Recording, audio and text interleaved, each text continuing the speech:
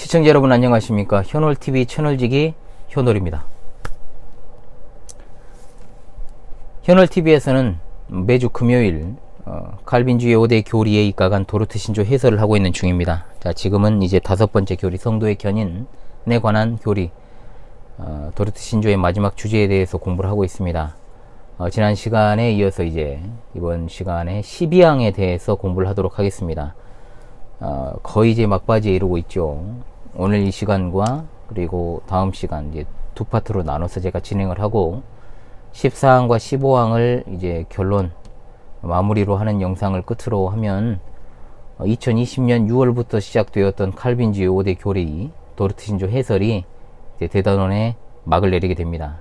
그러나 끝난 것이 끝난 게 아닙니다. 끝나면 다시 시작해서 계속해서 곱씹으면서 공부하는 것이 바로 개혁교회 신자의 올바른 태도라고 저는 보고 있습니다. 여러분, 끝났다라고 해서 이제 또 하나 끝났네, 마스터했네, 전혀 마스터하지 못하신 거 다 아니까요. 다시 처음부터 복습을 하시길 바랍니다. 예, 12항의 주제는 지금까지 우리가 공부했던 견인에 대한 확신이 곧 경건생활의 동기가 된다라는 것을 진술하는 내용입니다. 12항의 요지를 간단히 좀 정리를 할게요. 자, 견인이 확실하다는 사실이 절대로 참된 신자를 교만과 육신의 안일함에 빠지게 만들지 않고 오히려 겸손함과 경외심과 참된 경건 가운데 모든 싸움을 싸우면서 인내하고 뜨겁게 기도하고 견고하게 십자가의 진리를 붙들고 고백하는 일, 하나님을 영원토록 즐거워하는 것이 우리 삶의 목적 아닙니까? 이러한 것들의 원천이다. 이 교리를 묵상하는 것으로 참 신자들이 항상 간절히 감사하고 선을 행하게 자극한다. 이것은 성경과 성도들의 애로부터 명백하게 나타난다 라고 이제 진술을 하고 있습니다. 견인교리가 공격을 당하는 그 지점에서 또 문제점이 발생을 합니다.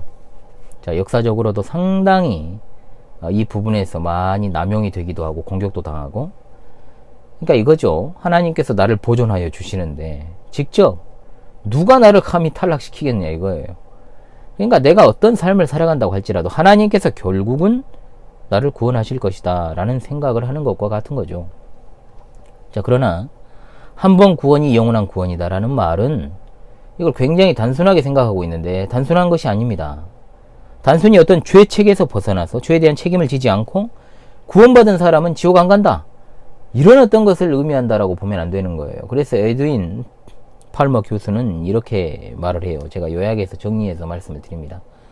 이 구원의 의미를 단순히 성도가 지옥에서 건짐받은 것을 의미하지 않고 자기가 원하는 모든 죄를 범할 수 있다는 것을 의미하는 말로 이해하는 것은 천국에 지옥이 있다고 말하는 것이므로 불가능하다. 거기에 그리스도인이 성도의 견인에 대한 충분한 성경적 진리를 인식할 때에 방종에 빠지지 않고 거룩으로 향할 수 있다. 왜냐하면 성도란 믿음을 유지함으로 하나님께 감사드리기를 원하며 자기가 할 수 있는 최상의 길을 하나님의 계명 지키는 것으로 삼기 때문이다.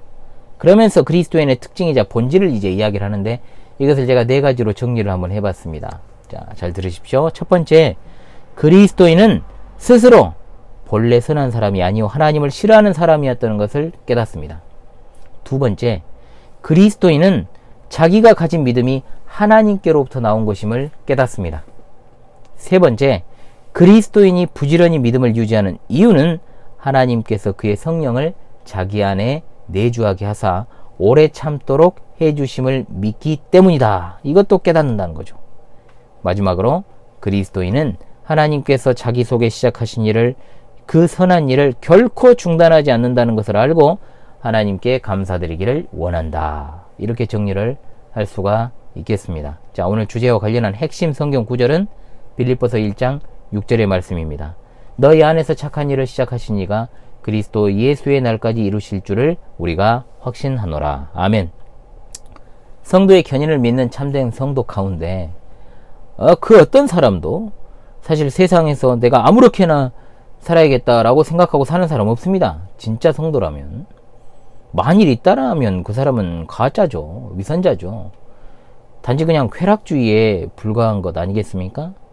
보통 성도의 견인을 이런 식으로 오해하는 사람들은 하나님의 주권은 강조하지만 인간의 책임은 도외시해버리는 그런 부류의 사람들입니다. 진정한 구원의 은혜를 입은 신자는 하나님의 계명을 지키는 것으로 하나님에 대한 사랑을 나타내려고 힘쓰는 것이고 거룩한 삶을 추구하게 되어 있습니다. 즉 성도에게 주신 은혜의 방편을 통해서 이제 그것은 이제 14, 15강에서 다룰 것입니다. 하루하루를 치열하게 살아가는 것이 바로 성도죠. 더욱더 몸부림치며 살아가는 삶입니다.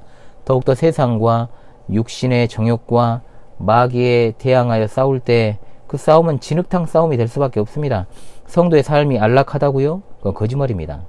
하나님은 인간의 연약함을 아십니다. 그래서 성도로 하여금 정말로 더욱더 은혜를 중심해서 하나님께서 주신 은혜를 잊지 않고 겸손하게 살게 하시기 위해서 각각 책임을 그렇게 할당하여 주시고 그렇게 살아가게 하신 것입니다.